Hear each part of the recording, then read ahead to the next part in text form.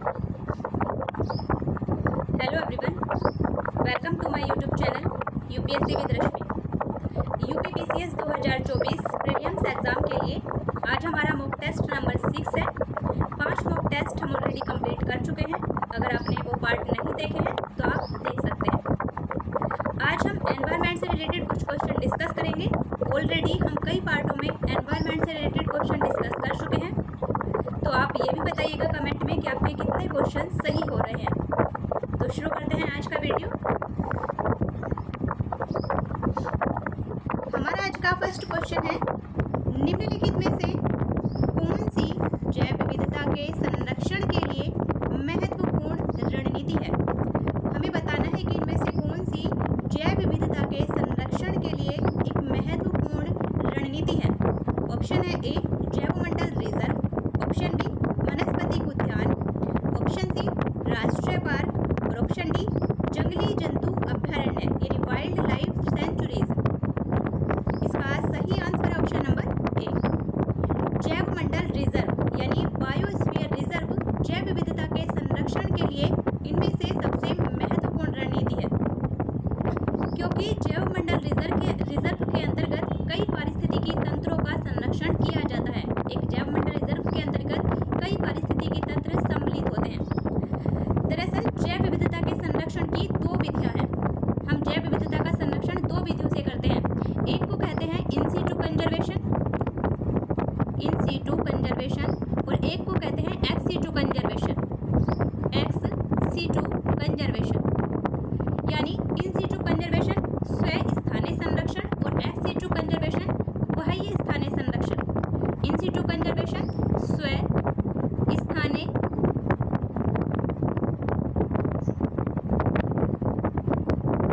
स्वस्थानीय संरक्षण और x situ conservation बाह्य स्थानीय संरक्षण।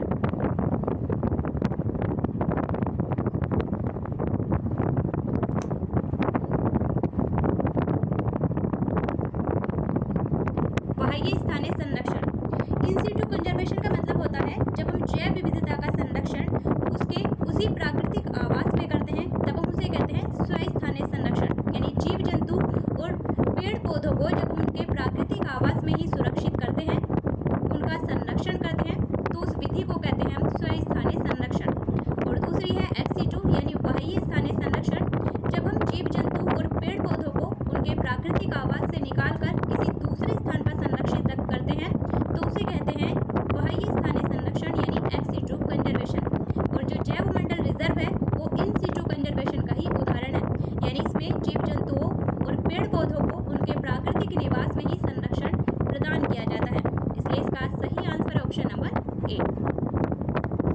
नेक्स्ट क्वेश्चन,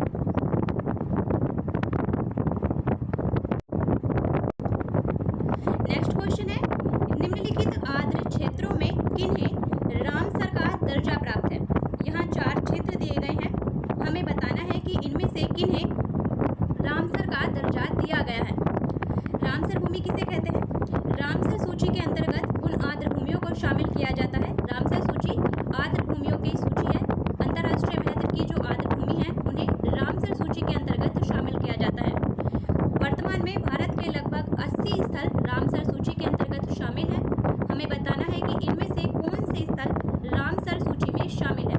नंबर 1 है चिल्का झील जो कि ओडिशा में है, तो ये आपको ध्यान रखना है। चिल्का झील ओडिशा में है, इसे रामसर सूची में शामिल किया गया है। नंबर 2 है लोकटक झील मणिपुर में है। लोकटक झील मणिपुर में है, इसे भी रामसर सूची में शामिल किया गया है। नंबर 3 है केवलादेव नेशनल पार्क राजस्थान में है, इसे भी रामसर सूची में शामिल किया गया है। और नंबर 4 है वुलर झील जम्मू कश्मीर में है, इसे भी रामसर सूची में शामिल किया गया है। तो चिल्का झील, लोकटक झील, केवलादेव नेशनल पार्क और वुलर झील इन सभी को रामसर का दर्जा प्राप्त है। इसलिए इसका सही आंसर होगा option number D. Next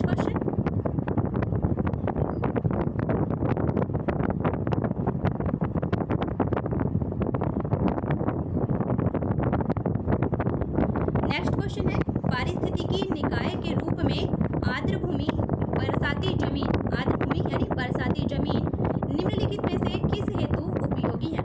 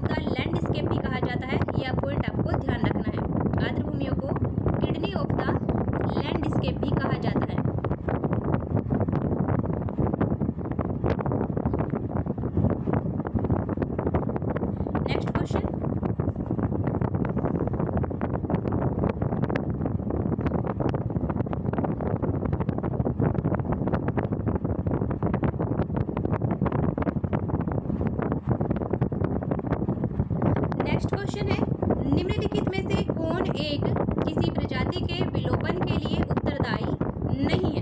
option है ए व्यापक निच यानी व्यापक कर्मता ब्रॉड निके, ऑप्शन बी बड़े आकार वाला शरीर, ऑप्शन सी संकुचित निक यानी नैरो निके, और ऑप्शन नंबर डी आनुवंशिक भिन्नता की कमी। हमें बताना है कि इनमें से कौन सा किसी प्रजाति के विलोपन के लिए उत्तरदायी नहीं है। इसका सही आंसर ऑप्शन नंबर ए व्यापक निच यानी व्यापक कर्मता, जिसे हम कहते हैं ब्रॉड निके। ब्रॉड निके ये किसी भी प्रजाति के विलोपन के लिए उत्तरदायी नहीं है, बल्कि ब्रॉड निके होने से जैव विविधता में उत्तरोत्तर वृद्धि होती है, इसलिए व्यापक निके किसी प्रजाति के विलोपन के लिए उत्तरदायी नहीं है। नेक्स्ट क्वेश्चन,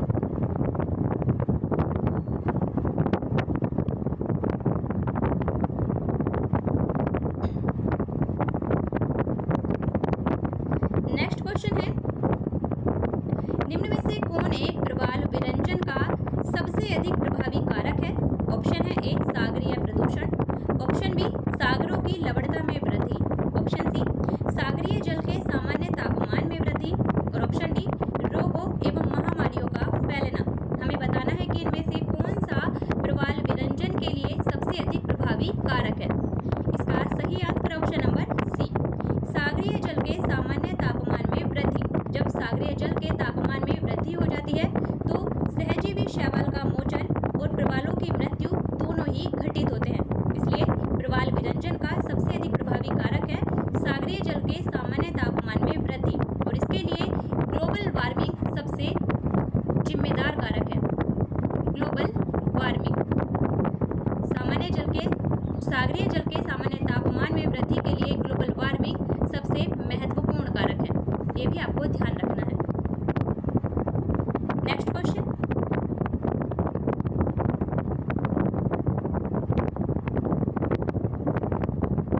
नेक्स्ट क्वेश्चन है, किसी प्रजाति को विलुप्त माना जा सकता है जब वह अपने प्राकृतिक आवास में नहीं देखी गई है। ऑप्शन है ए 15 वर्ष से, ऑप्शन बी 25 वर्ष से, ऑप्शन सी 40 वर्ष से, और ऑप्शन डी 50 वर्ष से। इसका सही आंसर ऑप्शन नंबर डी 50 वर्ष से। IUCN के अनुसार, IUCN यानी international union for conservation of nature, अंतर्राष्ट्रीय प्रकृति संरक्षण संघ की परिभाषा के अनुसार अगर किसी प्रजाति को उसके प्राकृतिक आवास में 50 वर्षों से नहीं देखा गया है तो उस प्रजाति को विलुप्त घोषित कर दिया जाता है। तो किसी प्रजाति को विलुप्त माना जा सकता है जब वो अपने प्राकृतिक आवास में नहीं देखी गई है 50 वर्षों से, इसलिए इसका सही answer option number D. Next question,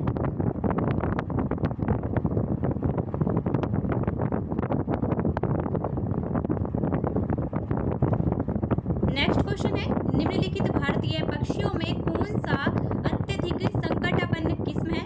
option है A golden oriole, option B great Indian bustard, option C Indian fantail pigeon, और option D Indian sunbird.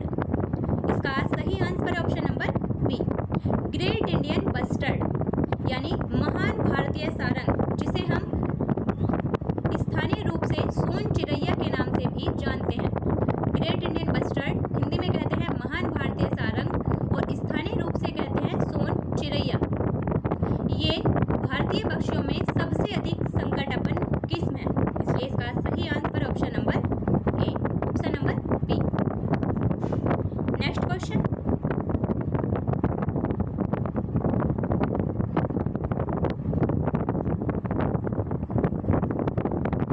Next question है, रेड डाटा बुक का संबंध है। ऑप्शन है ए जैव विविधता के बारे में तथ्यों से, ऑप्शन बी विलुप्ति के संकट से ग्रस्त जीव जंतुओं से, ऑप्शन सी वृक्षारोपण से, और ऑप्शन डी तस्करों के द्वारा वन्य प्राणियों के अवैध शिकार से। तो रेड डाटा बुक का संबंध किससे है? इसका सही आंसर ऑप्शन नंबर बी विलुप्ति के संकट से ग्रस्त जीव जंतुओं से। रेड डाटा बुक में उन जीव जंतुओं और उन पौधों को शामिल किया जाता है, उन जीव जंतुओं उन पौधों की प्रजातियों को शामिल किया जाता है जो कि संकटग्रस्त हैं, जो विलुप्ति की कगार पर खड़े हैं, उन्हें रेड डाटा बुक में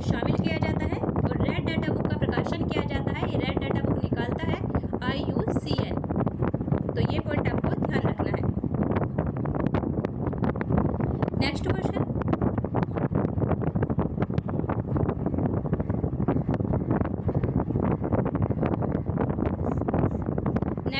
है कौन सी ड्रग गिद्धों की समष्टि में हिरास के लिए उत्तरदायी है? ऑप्शन है A aspirin, option B chloroquine, option C diclofenac sodium और ऑप्शन डी पेनिसिलिन। इसका सही answer option number C diclofenac sodium. गिद्धों की समष्टि में हिरास के लिए उत्तरदायी जो ड्रग है वो है डिक्लोफिनेक सोडियम। और ये डिक्लोफिनेक सोडियम क्या है? ये डिक्लोफिनेक सोडियम एक साधारण सी दर्द निवारक दवा है जिसका उपयोग पशुपालकों के द्वारा अपने पशुओं के उपचार के लिए जब उन्हें बुखार हो जाता है तो उस दौरान दिया जाता है। और अगर इस दवाई के उपयोग के दौरान उस पशु की मृत्यु हो जाती है और उस मरे हुए पशु का मांस गिद्ध एक बार भी खा लेता है तो 30 दिन के अंदर गिद्ध की मृत्यु हो जाती है। और इस दवा के कुप्रभाव का अंदाजा इससे लगाया जा सकता है कि पिछले 10 वर्षों में भारत, पाकिस्तान और नेपाल में बड़े पैमाने पर गिद्धों की मौत हो चुकी है। इसलिए इस डिक्लोफिनेक सोडियम दवाई पर बैन लगाया गया है। नेक्स्ट क्वेश्चन,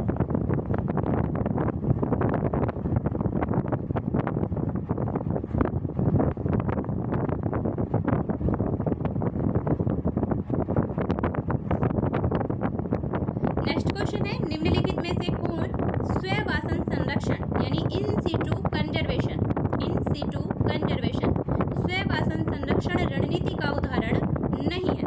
ऑप्शन है ए जैवमंडल आगार, ऑप्शन बी वनस्पतिक बाग, ऑप्शन सी राष्ट्रीय उद्यान और ऑप्शन डी पवित्र उपवन। इसका सही आंसर होगा ऑप्शन नंबर बी वनस्पतिक बाग। स्ववासन संरक्षण यानी इन सीटू कंजर्वेशन रणनीति का उदाहरण नहीं है वनस्पतिक बाग। अभी बताया था कि जैव विविधता के संरक्षण की दो विधियां हैं, एक इन सीटू कंजर्वेशन यानी स्ववासन संरक्षण, दूसरी एक्स सीटू कंजर्वेशन यानी बाह्य स्थानीय संरक्षण। स्ववासन संरक्षण में जीव जंतुओं और पेड़ पौधों को उनके प्राकृतिक आवास में ही संरक्षण प्रदान किया जाता है। इसमें जैवमंडल रिजर्व, राष्ट्रीय उद्यान यानी बायोस्फीयर रिजर्व, नेशनल पार्क, पवित्र उपवन ये सब शामिल होते हैं इन सीटू कंजर्वेशन के अंतर्गत। जबकि एक्स सीटू कंजर्वेशन में क्या किया जाता है? एक्स सीटू कंजर्वेशन यानी बाह्य स्थानीय संरक्षण में जीव जंतुओं और पेड़ पौधों को उनके प्राकृतिक आवास से निकालकर किसी दूसरी जगह पर संरक्षण प्रदान किया जाता है, जैसे वनस्पतिक बाग, जीन बैंक, बीज बैंक, ऊतक संवर्धन केंद्र, चिड़ियाघर, एक्वेरियम, ये सभी एक्स सीटू कंजर्वेशन के उदाहरण हैं, तो आपको ध्यान रखने हैं। Next question,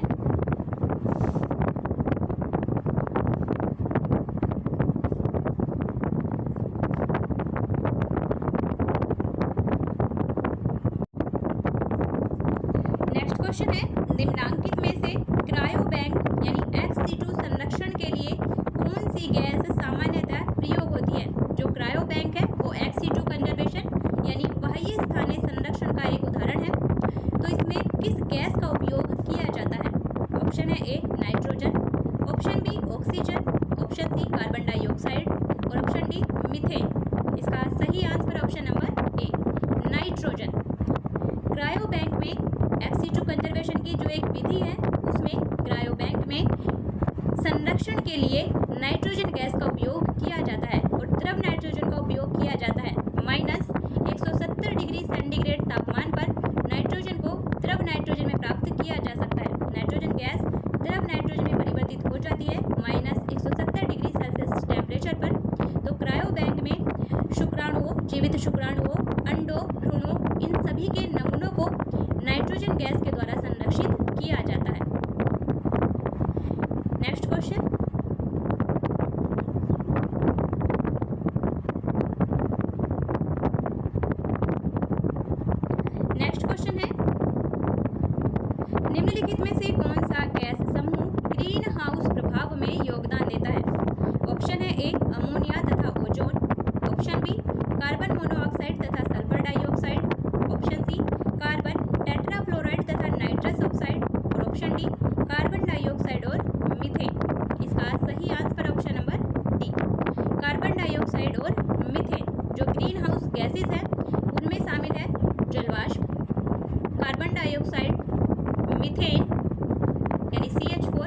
methane, nitrous oxide,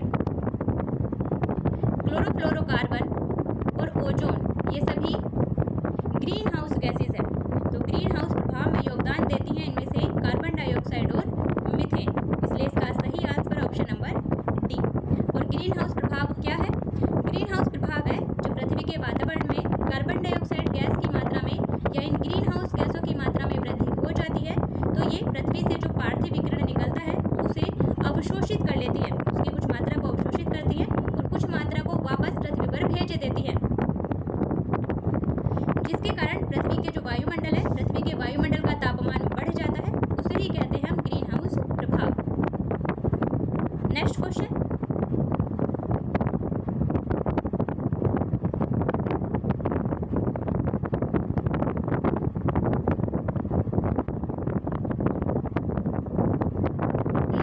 है हरित गृह प्रभाव क्या है? ऑप्शन है ए वैश्विक ताप में वृद्धि, ऑप्शन बी वैश्विक ताप में कमी, ऑप्शन सी सागर जल के ताप में वृद्धि और ऑप्शन डी नदियों एवं झीलों के ताप में वृद्धि। इसका सही आंसर ऑप्शन नंबर ए वैश्विक ताप में वृद्धि। हरित गृह प्रभाव यानी ग्रीन हाउस इफेक्ट है वैश्विक ताप में वृद्धि। पृथ्वी के वायुमंडल में जो वृद्धि हो रही है, पृथ्वी के वायुमंडल के तापमान में जो वृद्धि हो रही है यानी वैश्विक तापमान में जो वृद्धि हो रही है उसे ही कहा जाता है green house effect. Next question,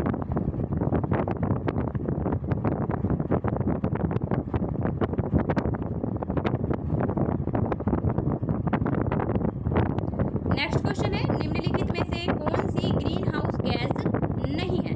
option है A methane, option B nitrous oxide, option C chlorofluorocarbon और ऑप्शन डी हाइड्रोजन। इसका सही answer option number D hydrogen. अभी बताया था कि इनमें से कौन सी ग्रीन हाउस गैस नहीं है। मीथेन एक ग्रीन हाउस गैस है, क्लोरोफ्लोरोकार्बन यानी CFC ये भी एक ग्रीन हाउस गैस है, नाइट्रस ऑक्साइड यानी N2O ये भी एक ग्रीन हाउस गैस है, लेकिन हाइड्रोजन ग्रीन हाउस गैस नहीं है, इसलिए इसका सही answer option number D. Next question,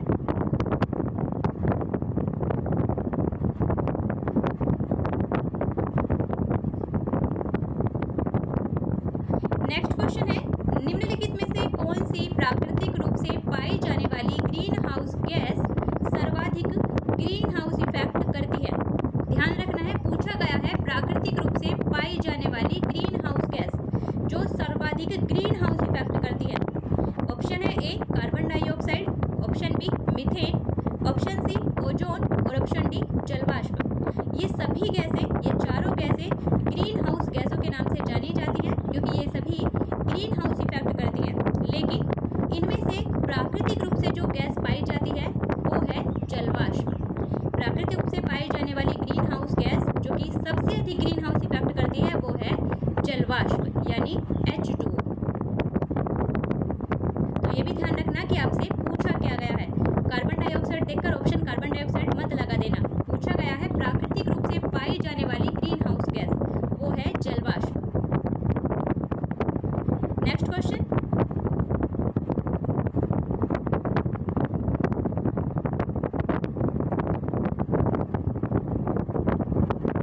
next question है निम्न में से कौन हरित गृह गैस नहीं है? ऑप्शन है A carbon dioxide, option B sulphur dioxide, option C methane और ऑप्शन डी उपर्युक्त सभी। इसका सही answer option number B sulphur dioxide ये ग्रीन हाउस गैस नहीं है, जबकि कार्बन डाइऑक्साइड और मीथेन दोनों ही ग्रीन हाउस गैस है, इसलिए इसका सही answer option number B sulphur dioxide जो कि एक ग्रीन हाउस गैस नहीं है। नेक्स्ट क्वेश्चन,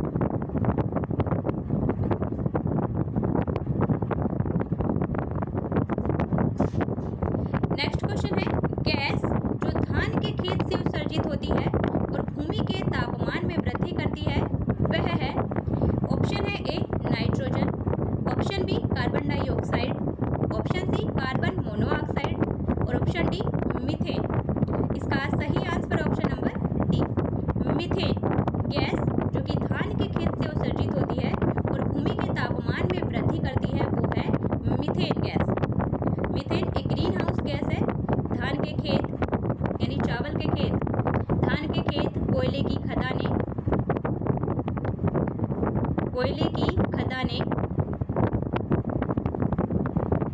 और घरेलू पशु, जो जुगाली करने वाले पशु हैं, चौपाई, घरेलू पशु, ये क्या है? ये सभी मीथेन उत्सर्जन के सोर्स हैं। इन सभी से मीथेन का उत्सर्जन होता है, तो ये भी आपको ध्यान रखना है। धान के खेत, कोयले की खदानें, घरेलू पशु, इन सभी से मीथेन का उत्सर्जन होता है।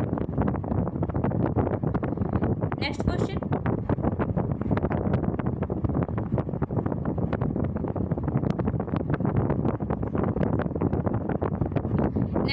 है निम्न में से कौन हरित गृह गैस नहीं है? ऑप्शन है A carbon dioxide, option B sulphur dioxide, ये क्वेश्चन हो गया है। Methane, sulphur dioxide green house gas नहीं है, जबकि कार्बन डाइऑक्साइड और मीथेन ग्रीन हाउस गैस है। नेक्स्ट क्वेश्चन, ये भी हो चुका है। गैस जो कि धान के खेत में से उत्सर्जित होती है और भूमि के तापमान में वृद्धि करती है, वो है मीथेन। नेक्स्ट,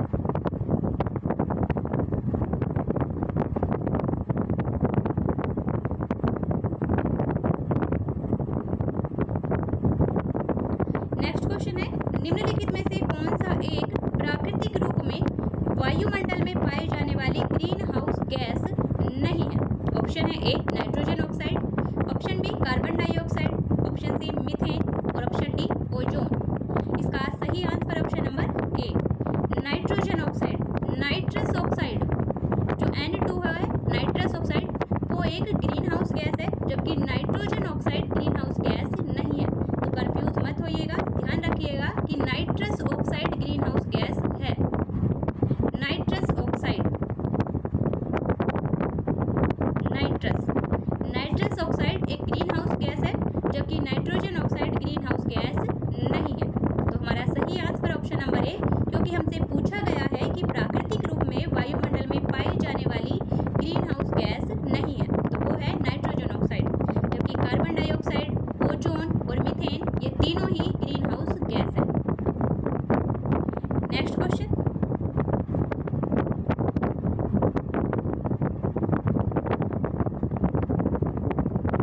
ये भी हो चुका है। कौन सी प्राकृतिक रूप से पाई जाने वाली ग्रीन हाउस गैस सर्वाधिक ग्रीन हाउस इफेक्ट करती है? तो वो है जलवाष्प, प्राकृतिक रूप से पाई जाने वाली ग्रीन हाउस गैस। नेक्स्ट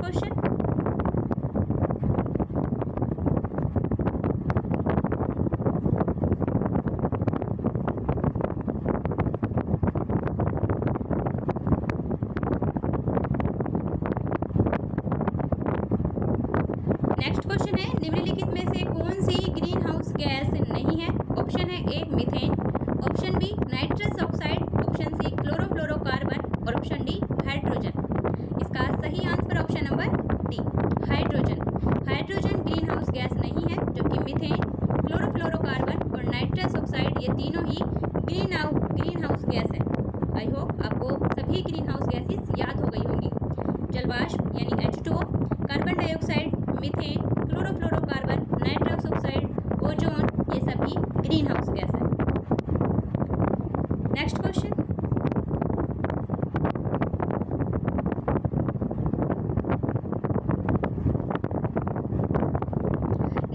है निम्नलिखित में से कौन एक वैश्विक ऊष्मन के लिए उत्तरदायी नहीं है? यानी इनमें से कौन सी एक ग्लोबल वार्मिंग के लिए उत्तरदायी नहीं है? ऑप्शन है ए मीथेन, ऑप्शन बी जलवाष्प, ऑप्शन सी कार्बन डाइऑक्साइड और ऑप्शन डी आर्गन। इसका सही answer option number C argon. Argon वैश्विक ऊष्मन के लिए उत्तरदायी नहीं है, जबकि मीथेन, जलवाष्प और कार्बन डाइऑक्साइड ये तीनों ही ग्लोबल वार्मिंग के लिए जिम्मेदार गैस है। नेक्स्ट क्वेश्चन,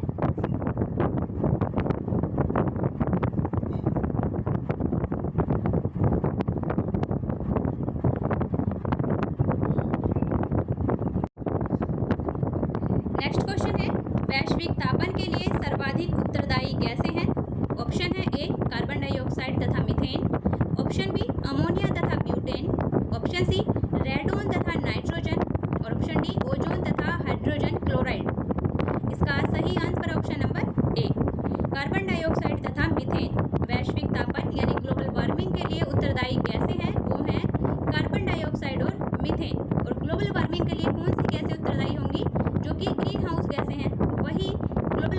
लिए उत्तरदायी गैसें हैं।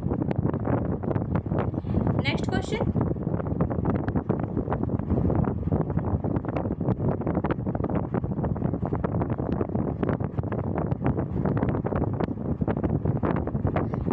है निम्नलिखित में से कौन पदार्थ सार्वत्रिक तापन उत्पन्न करने में योगदान नहीं करता है।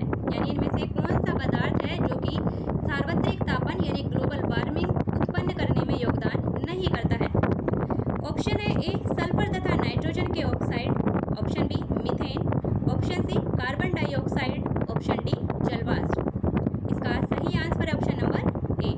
सल्फर और नाइट्रोजन के ऑक्साइड ग्लोबल वार्मिंग के लिए जिम्मेदार नहीं है, जबकि मीथेन, कार्बन डाइऑक्साइड और जलवाष्प ये सार्वत्रिक तापन यानी ग्लोबल वार्मिंग उत्पन्न करने में योगदान करते हैं। नेक्स्ट क्वेश्चन,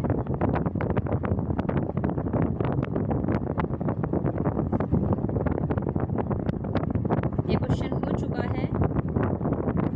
कौन सी ग्रीन हाउस गैस नहीं है?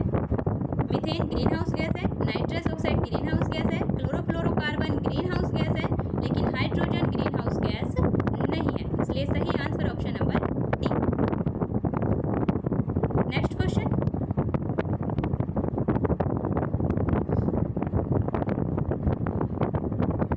क्वेश्चन, है निम्नलिखित में से कौन सी हरित गृह गैस नहीं है? ऑप्शन है A carbon dioxide, option B methane, option C nitrous oxide और ऑप्शन डी नाइट्रोजन। इसका सही answer option number D. Nitrogen green house gas नहीं है, जबकि कार्बन डाइऑक्साइड, मीथेन और नाइट्रस ऑक्साइड ये तीनों ही ग्रीन हाउस गैस है। ये क्वेश्चन कई बार रिपीट हुए हैं, तो आपको ये अच्छे से ध्यान रखना है कि कौन सी ग्रीन हाउस गैसें हैं और कौन सी नहीं है। अब कौन सी ग्रीन हाउस गैस है वो ध्यान रखिए, बाकी जो ग्रीन हाउस गैस नहीं है वो आप खुद ही पता चल जाएगा कि कौन सी ग्रीन हाउस गैस नहीं है। नेक्स्ट क्वेश्चन और आज का लास्ट क्वेश्चन, सेम क्वेश्चन है। ग्रीन हाउस गैस नहीं है तो नाइट्रोजन ग्रीन हाउस गैस नहीं है, कार्बन डाइऑक्साइड, मीथेन और nitrous oxide green house gases हैं। तो ये था हमारा आज का वीडियो, जिसमें हमने एनवायरनमेंट से रिलेटेड क्वेश्चन डिस्कस किए हैं। अच्छे से पढ़िए, रिवाइज कीजिए। आपका जो भी डाउट हो, जो भी क्वेश्चन हो, आप कमेंट बॉक्स में लिख सकते हैं। आपको जिस भी टॉपिक पर वीडियो चाहिए आप कमेंट बॉक्स में लिख सकते हैं। फिर मिलते हैं नेक्स्ट वीडियो में, तब तक के लिए बेस्ट ऑफ लक। वीडियो को शेयर भी कीजिए।